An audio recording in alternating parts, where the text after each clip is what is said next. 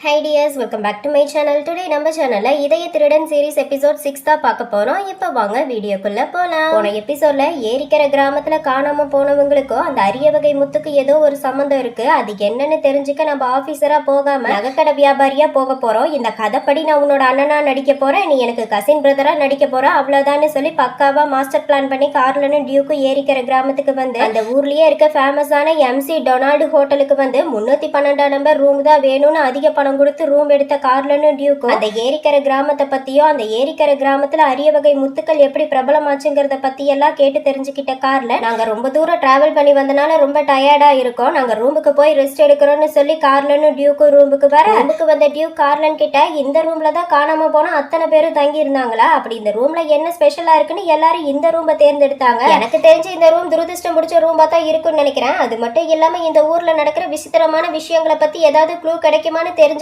Hotel ஓனருக்கு drink வாங்கி கொடுத்து எந்த பிரயோஜனமும் இல்ல, எனக்கு பணம் தான் வேஸ்ட் ஆச்சே தவிர நமக்கு தேவையான எந்த க்ளூவும் கிடைக்கல. அப்புறம் லார்ட் கார்லன், இன்னைக்கு நான் செலவு பண்ண பணத்தை நீங்க எந்த விதமா எனக்கு திருப்பி தர போறீங்க, நான் தெரிஞ்சுக்கலாமான்னு சொல்லி கேட்டுட்டு இருக்கேன். இங்க கார்லன் அந்த ரூம்ல ஏதாவது தடயம் கிடைக்குமான்னு ஒரு இடம் விடாம மூல முடுக்கலா தேடி பார்த்துட்டு இருந்த கார்லன் டியூக் கிட்ட, கவலைப்படாத, இந்த கேஸை முடிச்சு நம்ம தலைமையகத்துக்கு போன உடனே நான் கேப்டன் கிட்ட சொல்லி நீ இந்த ஊர்ல எவ்வளவு பணம் செலவு பண்ணையோ அத்தனை பணத்தையும் திருப்பி தர சொல்றேன். அதனால நீ இப்படி தேவையில்லாம உளறிட்டு இருக்கிறத விட்டுட்டு இந்த ரூம்ல தடயம் ஏதாவது கிடைக்குமான்னு தேடி பாரு. அப்புறம் நான் உங்ககிட்ட ஒரு விஷயம் கேட்கணும், நீதான் பெரிய பிரபுவாச்சே, பொதுவா ஏரிக்கரை கிராமத்துல இருக்க அரிய வகை முத்துக்கள் எல்லாம் முதல்ல உன்ன மாதிரி பிரபுக்கள் மாளிகைக்கு போயிட்டு அதுக்கப்புறம் தான் மக்கள் கிட்டேயே வருதுன்னு கேள்விப்பட்டேன். அப்படி இருக்கும்போது இந்த அரிய வகை முத்துக்கள் உங்க அரண்மனைக்கு வந்திருக்குமே, உங்ககிட்ட அந்த அரிய வகை முத்து இருந்தா என்கிட்ட கூட அந்த முத்துல டீமான் ஏதாவது இருக்கான்னு செக் பண்ணி பார்த்துட்டு அந்த முத்தை உங்ககிட்டயே திருப்பி தரேன்னு சொல்லி கேட்க, அதை கேட்ட டியூக், என்ன காமெடி பண்றீங்களா லார்ட் கார்லன், நானே கார்னாசி எல்லையில இருக்க ஏழை பிரபு, என்கிட்ட எப்படி இந்த உயர்தர அரிய வகை முத்துக்கள் இருக்கும், அப்படி அந்த அரிய வகை முத்து என்கிட்ட இருந்திருந்தா அதை டபுள் விலைக்கு வித்து நான் நல்ல காசு பார்த்திருக்க மாட்டேனா, என்ன நம்புங்க லார்ட் கார்லன், நான் ஒரு அப்பாவி ஏழை பிரபுன்னு சொல்ல, அதை கேட்டு கடுப்பான கார்லன், வாய் திறந்தாலே பொய்ய மட்டும் பேசுற ஊ மேல எனக்கு எப்படி நம்பிக்கை வரும்னு சொல்லி மனசுக்குள்ள புலம்பிட்டு இருந்த கார்லன் டியூக் கிட்ட, சரி விடு, நான் பொதுவா தான் கேட்டேன், இந்த ரூம்ல ஒரு இடம் விடாம எல்லா இடத்தையும் தேடி பார்த்துட்டேன், எவ்வளவு தேடியும் இந்த ரூம்ல காணாம போனவங்களை பத்தின எந்த தடயமும் கிடைக்கல,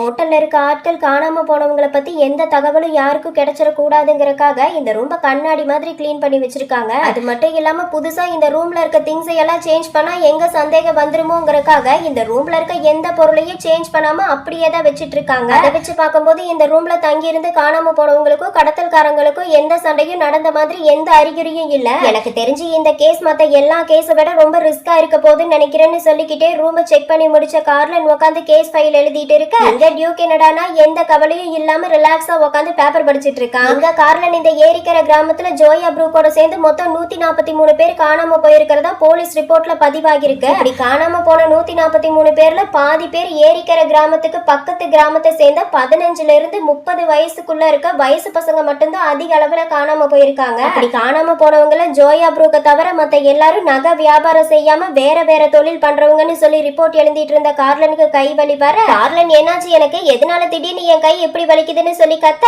அந்த சத்தத்தை கேட்ட டியூக் பேப்பர் படிக்கிறத நிறுத்திட்டு அவன் கார்லன் கிட்ட, என்னாச்சு கை ரொம்ப வலிக்குதான்னு கேட்ட கார்லன், அது உனக்கு தேவையில்லாத விஷயம், நீங்க கேஸ பத்தி விசாரிக்க வந்தியா இல்ல ஜாலியா ஹாலிடே ட்ரிப்புக்கு வந்திருக்கியா, அப்படி நான் ஒருத்தனே இந்த கேஸ்க்காக கஷ்டப்படணும்னா அதுக்கு நீ என் கூட வராமலே இருந்திருக்கலாம், இந்த கேஸ்க்கு நான் உன்ன துணையா கூட்டிட்டு வந்ததுக்கு பதிலா வேற யாராவது கூட்டிட்டு வந்திருக்கணும், உன்னை கூட்டிட்டு வந்து தப்பு பண்ணிட்டேன்னு சொல்லி கார்லன் டியூக் கத்திட்டு இருக்க, அதை கேட்ட டியூக் சிரிச்சிட்டு கோட் பாக்கெட்ல இருந்து அவன் போலீஸ் ஸ்டேஷன்ல இருந்து சுட்ட டைரியை எடுத்து கார்லன் கிட்ட கொடுக்க, டைரியை ஓபன் பண்ண கார்லன் அதுல ஜோயா ப்ரூக்னு நேம் எழுதி இருக்கிறத பார்த்து, ஆமா உனக்கு இந்த டைரி எப்படி கிடைச்சது, அப்படின்னா நீ இந்த டைரிய போலீஸ் ஸ்டேஷன்ல இருந்து திருடுனியான்னு கேட்க, அதை கேட்ட டியூக், என்னது திருடுனா, என்ன லார்ட் கார்டன் என்ன பார்த்து இப்படி ஒரு வார்த்தை சொல்லிட்டீங்களே, நீங்க சொன்ன வார்த்தையெல்லாம் என்ன ரொம்பவே காயப்படுத்துது, நீங்க பொதுவா எல்லார்கிட்டையும் அன்பாவும் அக்கறையாவும் பேசுறீங்க, ஆனா என்கிட்ட மட்டும் இந்த மாதிரி கரடு முரடான வார்த்தையை யூஸ் பண்ணி என்ன ரொம்பவே சங்கடப்படுத்துறீங்க, என்னால உங்களை புரிஞ்சுக்கவே முடியல, என்னதான் உங்களுக்கு என்ன பிடிக்காம இருந்தாலும் எனக்கு உங்களை ரொம்ப பிடிக்கும், அதனால நீங்க எந்த கஷ்டமும் படக்கூடாதுங்கிற நல்ல நோக்கத்தோட தான் நான் இந்த டைரியை எடுத்தேன். அது மட்டும் இல்லாம ஸ்டேஷன்ல இருந்த அந்த போலீஸ் நம்ம கிட்ட முழுசா உண்மையை சொல்லாம எதையோ மறைக்கிற மாதிரி தெரிஞ்சது, அதான் இந்த மாதிரி ஆட்கள் கிட்ட நாம எதுக்காக நேர்மையா இருக்கணும், இந்த மாதிரி ஆட்கள் கிட்ட நம்ம நேர்மையா இருக்க வேண்டிய எந்த அவசியமும் இல்லைன்னு முடிவு பண்ணிட்டு இந்த டைரியை சுட்டேன்னு சொல்ல, அதையெல்லாம் கேட்ட கார்லன், பண்ணக்கூடாத திருட்டு வேலையும் பண்ணிட்டு அதுல இருந்து தப்பிக்க என்னெல்லாம் சொல்லி சமாளிச்சுட்டு இருக்கான் பாரு, நான் கூட இவன் கொஞ்சம் முரடன்னு தான் நினைச்சேன், ஆனா இப்பதான் தெரியுது இவன் பயங்கரமான அயோக்கியன்னு சொல்லி கார்லன் டியூக்க மனசுக்குள்ள திட்டி கொட்டிட்டு இருக்க, அதை பார்த்த டியூக் கார்லனோட பக்கத்துல க்ளோஸா வந்து, லார்ட் கார்லன் நீங்க சைலண்டா இருக்கிறத பார்க்கும்போதே உங்க மனசுக்குள்ள என்ன ஓவரா புகழ்றீங்கன்னு ரொம்ப நல்லா தெரியுது. என்ன லார்ட் கார்லன், உங்க பார்வையை வச்சு உங்க மனசுல நீங்க என்ன பத்தி என்ன நினைக்கிறீங்கன்னு சரியா கண்டுபிடிச்சிட்டேன் பாத்தீங்களான்னு சொல்லி சிரிக்க, அதை கேட்ட கார்லன் இதுக்கு மேல இவங்கிட்ட பேசி எந்த பிரயோஜனமும் இல்லைன்னு கார்லன் வேகமா ஜோயா ப்ரூக்கோட டைரியை ஓபன் பண்ணி பார்க்க, அதுல ஜோயா ப்ரூக் இன்னைக்கு நவம்பர் 26 இன்னைக்கு அரிய வகை முத்துக்கள் வாங்குறதுக்காக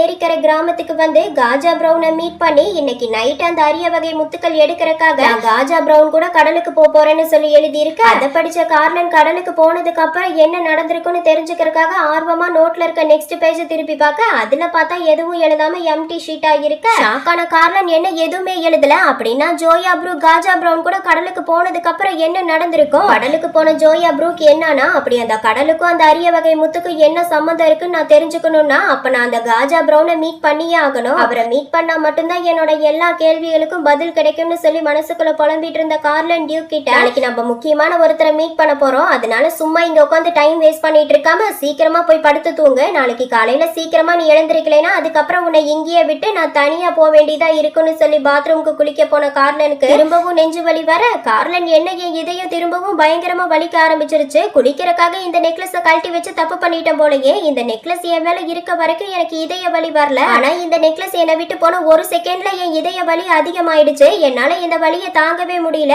எப்பவும் இருக்க இதய வலியை விட இன்னைக்கு ரொம்ப பயங்கரமா வலிக்குது. இந்த வலியை என்னால தாங்கிக்கவே முடியலன்னு சொல்லி புலம்பிட்டு இருந்த கார்லன் மயங்கி கீழே விழுக, எங்க ஹால்ல பேப்பர் படிச்சுட்டு இருக்க டியூக் அவன் பேப்பர் படிக்கிறத நிறுத்திட்டு, என்னாச்சு? பொதுவா கார்லன் குளிக்க இவ்வளவு நேரம் எடுத்துக்க மாட்டானே, ஆனா இன்னைக்கு என்னமோ ரொம்ப நேரம் ஆகுதே, எனக்கு என்னமோ தப்பா இருக்குன்னு சொல்லி பாத்ரூம்குள்ள வந்த டியூக் உடம்புல ஒட்டு துணி இல்லாம கீழே விழுந்து கிடக்கிற கார்லனை பார்த்து ஷாக் ஆனவ வேகமா கார்லனோட பக்கத்துல ஓடி வர, அரமயக்கத்துல இருக்க கார்லன் டியூக்க பார்த்து, இவன் திரும்பவும் என்ன இந்த மாதிரி ஒரு நிலையிலையா பார்க்கணும்? என்னோட இந்த நிலைமைய பார்த்து இவன் என்ன பரிதாபமானவனா நினைப்பான். இவன் என்ன பாக்குற அந்த பரிதாபமான பார்வையை நான் ரொம்பவே வெறுக்கிறேன்னு சொல்லிக்கிட்டே மயங்கி விழுந்த கார்லனுக்கு சின்ன வயசுல டீமான் கார்லனோட அம்மா வேஷத்துல வந்து பையன் கார்லனை காட்டுக்குள்ள கூட்டிட்டு வந்த டீமான் நெஞ்சில குத்தி இருக்க ஆணியை எடுத்து விட சொல்ல, டீமான்னு தெரியாத குழந்தை பையன் கார்லனும் அந்த ஆணியை எடுத்து விட, சுதந்திரமான டீமான் கார்லனோட உடம்புக்குள்ள போனதெல்லாம் அவனுக்கு கனவா வர, அப்ப கார்லன் என்னோட சின்ன வயசுல ஏற்பட்ட அந்த விபத்துக்கு அப்புறம் வாழ்க்கையே தலைகிழதா மாறி நான் வளர வளர என் கூட இந்த டீமானு வளர்ந்து என் இதய துடிப்பை அதிகப்படுத்தி எப்ப என் உடம்பு விட்டு என் உயிர் போகும், உயிர் இல்லாத என் உடம்பு முழுசா எப்ப ஆக்கிரமிக்கலான்னு எனக்குள்ள இருக்க டீமான் ஒவ்வொரு நாளும் என் மரணத்துக்காக காத்துட்டு இருக்குன்னு சொல்லி புலம்பிட்டு இருக்க, அப்ப திடீர்னு நின்னு போன கார்லனோட இதயம் எப்பவும் போல நார்மலா துடிச்சு அவன் உடம்பு முழுக்க ரத்த ஓட்டம் வர ஆரம்பிக்க, என்ன நடக்குதுன்னு எதுவும் புரியாத கார்லன் மயங்க தெளிஞ்சு எழுந்து பார்க்க, அங்க பார்த்தா டியூக் அவனோட விரல கார்லனோட வாய்க்குள்ள விட்டு இருப்பான். அது தெரியாம இதய வலியில மயங்கி கிடக்கிற கார்லன் நம்ம வலியை கண்ட்ரோல் பண்றதுக்காக டியூக்கோட கைய போட்டு கடிக்க, கை புண்ணாகி அதுல இருந்து வர ரத்த கார்லனோட உடம்புக்குள்ள போய் அவனோட உயிரை காப்பாத்தி கார்லனை சுய நினைவுக்கு கொண்டு வந்திருக்கு. மயக்க தெளிஞ்சு எழுந்த கார்லனை பார்த்த டியூக், ஒரு வழியா நீ எழுந்துட்டியா?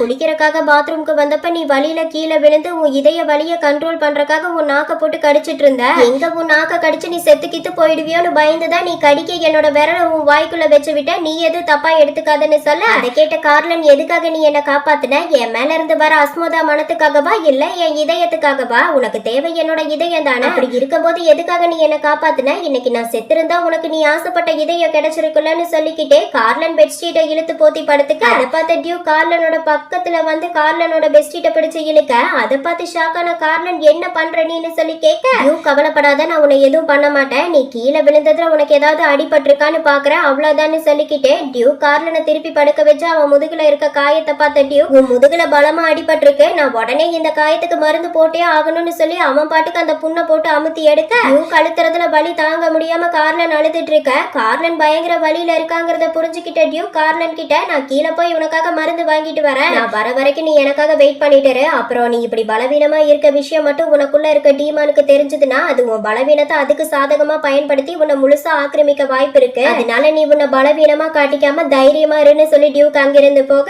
அடுத்த நாள் காலையில எப்பவும் போல கார்லன் சுறுசுறுப்பா எழுந்து குளிச்சு முடிச்சு நகைக்கடை வியாபாரிய பாக்குறதுக்காக கிளம்பிட்டு இருந்த கார்லன் மனசுக்குள்ள, நைட் அவன் முன்னாடி நான் பிறந்த வேணியா கிடந்தது மட்டும் இல்லாம அவன் முன்னாடியே வேற அழுது தொலைச்சிட்டனே, அவன் என்ன பத்தி என்ன நினைச்சிருப்பான்னு சொல்லி மனசுக்குள்ள புலம்பிட்டு இருக்க, சைலண்டா இருக்க கார்லனை பார்த்த டியூக், என்னாச்சு, என்ன யோசிச்சுட்டு இருக்க, டைம் ஆகுது நம்ம கிளம்பலாமான்னு சொல்லி கூப்பிட, அதை கேட்ட கார்லனும் ஆமாமா டைம் ஆகுது வா போலான்னு சொல்லி ரெண்டு பேரும் காஜா பிரவுனோட மாளிகைக்கு வர, கார்லன் காஜா பிரவுன் கிட்ட, ஹலோ சார், நான் லூமியஸ் நாட்டை சேர்ந்த நகைக்கடை வியாபாரி, என்னோட பேரு கவின், உங்களை பார்த்ததுல ரொம்ப சந்தோஷம், அப்புறம் இவன் என்னோட கசின் பிரதர், இவன் நகைக்கடை வியாபாரத்துக்கு புதுசுங்கிறதுனால இவனுக்கு ஜுவல்லரி எப்படி வாங்கணும்னு கத்து கொடுக்கறதுக்காக எங்க கூட்டிட்டு வந்திருக்கேன்னு சொல்ல அதையெல்லாம் கேட்ட காஜா பிரவுன் கார்லனோட கையை பிடிச்சுக்கிட்டு ரொம்ப சந்தோஷம், உங்களை மாதிரி திறமையும் அழகும் நிறைஞ்ச அழகு பதுமையை இதுவரைக்கும் நான் பார்த்ததே இல்ல, உங்க அழகுல மயங்கி போன என் கண்கள் உங்களை விட்டு விலக மறுக்குது, இவ்வளவு அழகான தேவதை என்ன பார்க்க வந்ததுல எனக்கு ரொம்ப சந்தோஷம், அது மட்டும் இல்லாம நேத்தே உங்களோட கடிதம் எனக்கு கிடைச்சது, உங்க கடிதத்தை படிச்சதுமே நான் உங்களை என்னோட கஸ்டமர் ஆக்கிக்க முடிவு பண்ணிட்டேன், ஆனா இப்போ உங்களை நேர்ல பார்த்ததுக்கு அப்புறம் நான் உங்க கூட வெறும் கஸ்டமரா மட்டும் இல்லாம நல்ல ஃப்ரெண்டா இருக்கவும் முடிவு பண்ணிட்டேன்னு சொல்லி கெல்ட்டு பையன் கார்லனோட கையை பிடிச்சு ஃப்ளோட் பண்ணிட்டு இருக்க அதை பார்த்த டியூக் அந்த ஆளோட எண்ணம் என்னங்கறத புரிஞ்சுக்கிட்டு அவன் சைலண்டா காஜா பிரவுனையே முறைச்சு பார்த்துட்டு இருக்க இந்த காஜா பிரவுன் கார்லன் கிட்ட சரி வாங்க நான் உங்களை என்னோட ஷோரூம்க்கு கூட்டிட்டு போறேன், அங்க வச்சு மத்த விஷயங்களை பேசிக்கலாம்னு சொல்லி டியூக்கையும் கார்லனையும் ஷோரூம்க்கு கூட்டிட்டு வந்த காஜா பிரவுன் கார்லன் கிட்ட இந்தாங்க நீங்க தேடி வந்த உலக புகழ் பெற்ற எங்க கிராமத்தோட அரிய வகை முத்துன்னு சொல்லி டிஸ்பிளேல வச்சிருக்க முத்தை காட்ட அந்த முத்துல மனுஷங்க முகம் தெரியறத பார்த்து ஷாக்கான கார்லன் என்ன சொல்றதுன்னு தெரியாம வாய் அடைச்சு போய் அந்த முத்தையே பார்த்துட்டு இருக்கு இந்த டியூக் கார்லனை கூப்பிட்டு பிரதர் எனக்கு இந்த முத்து ரொம்ப பிடிச்சிருக்கு, அதனால நம்ம முதல்ல ஒரு முத்து வாங்கி பார்க்கலாம்னு சொல்ல அதை கேட்ட காஜா பிரவுன் அந்த முத்தை பாக்ஸ்ல போட்டு கொண்டு வந்து அப்படின்னா இப்ப நான் இந்த முத்தை உங்களுக்கு ஃப்ரீயா இந்த அழகு தேவதைக்கு பரிசா கொடுக்கறேன் வாங்கிக்கோங்கன்னு சொல்லி கொடுக்க அதை பார்த்த கார்லன் எனக்கு வேண்டாம், இவ்ளோ காஸ்ட்லியான முத்தை என்னால பரிசா வாங்கிக்க முடியாது, அதுக்கு நான் தகுதி இல்லாதவன்னு சொல்ல அதை கேட்ட காஜா பிரவுன் சிரிச்சுட்டு என்ன இப்படி சொல்லிட்டீங்க, உங்களோட பேரழகுக்கு முன்னாடி இந்த முத்தெல்லாம் பெருசே இல்ல, உங்க அழகுக்கு இந்த உலகத்துல இருக்க முத்துக்கள் வைரங்கள் எல்லாத்தையும் உங்க காலடியில கொண்டு வந்து போட்டாலும் உங்க அழகுக்கு ஈடாகாதுன்னு சொல்லி ராஜா பிரவுன் கார்லனோட பக்கத்துல க்ளோஸா வந்து காதல் வசனமா அடிச்சு விட்டுட்டு இருக்கு. இதோட இதய திருடன் சீரிஸ் எபிசோட் 6 கம்ப்ளீட் ஆகுது. உங்களுக்கு என்னோட வீடியோ பிடிச்சிருந்தா லைக் பண்ணுங்க, ஷேர் பண்ணுங்க, கமெண்ட் பண்ணுங்க, மறக்காம என்னோட சேனலை சப்ஸ்கிரைப் பண்ணிக்கோங்க. ஓகே டியர்ஸ், நெக்ஸ்ட் வீடியோல பார்க்கலாம். பை.